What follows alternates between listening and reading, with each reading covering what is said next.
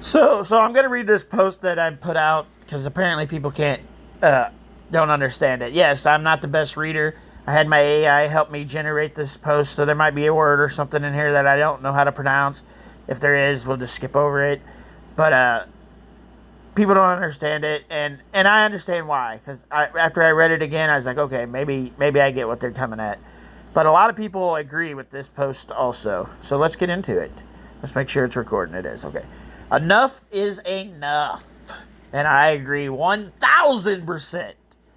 The Indiana Fever came into the season with excitement, energy, and some of the biggest names in the WNBA. Fans were ready to watch Caitlin, Aaliyah, Sophie, and I'm not even going to try it. Uh, uh, and the rest of the squad finally put it all together. But here we are, four of the Fever's biggest players are sidelined with injury. So here's where the post kind of loses people for a second before they start reading the rest. It's not saying these four stars are out, even though that's what it makes it seem like, because the AI posted 4 stars. There are 4 people, 4 women that are on the Fever team that are injured right now, they're big stars, not these 4 stars. The only 4 of these 4 stars, it's just Caitlin and Sophie that are injured. But let's go on. And for what? For letting physical plays cross the line into reckless plays. It's one thing to compete hard, it's another to constantly target and wear down a team until the best players are limping to the bench. We've seen Caitlin take hits after hit all season. Sophie's now out with a torn MCI, and the others fighting to get back. So, a lot of people are going to say Caitlin's injuries has nothing to do with this. That you're right. What she is out for right now has nothing to do with this. But if you think that Caitlin Clark ain't getting treated like crap on the court, getting beat up by other teams, you are delusional. And Sophie says that the person that did caused her MCI tear or rip or whatever it is, says that it wasn't done on purpose. I don't agree. It looked on purpose. The girl that did it kind of smiled after it happened. So, I just don't agree. And I'm a big fan of Sophie Cunningham. She says it wasn't on purpose. I say it was.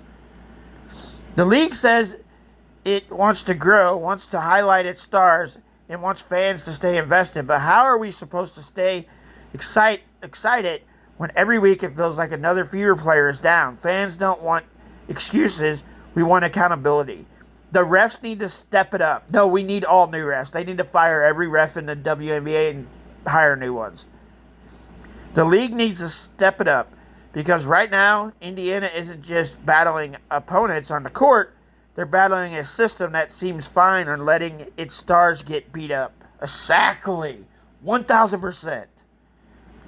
The Fever deserve better, the fans deserve better, and the WNBA needs to prove it cares about protecting the players who make the league worth watching. If it wasn't for Caitlin Clark, nobody would even give a crap about the WNBA. I'm sorry, nobody will watch it.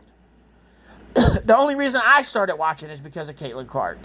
And yes, I've become a fan of Sophie Cunningham and Paige Beckner, which I'm probably saying her name wrong, and a couple other players amongst the WNBA because I started watching because of Caitlin. Most people started watching the WNBA because of Caitlin. And you letting her get hurt all the time in the games and shit is just pissing people off. It's just pissing people off.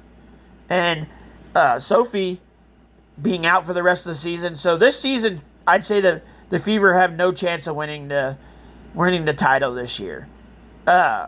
Which kind of sucks. Like, it doesn't even kind of suck. It sucks.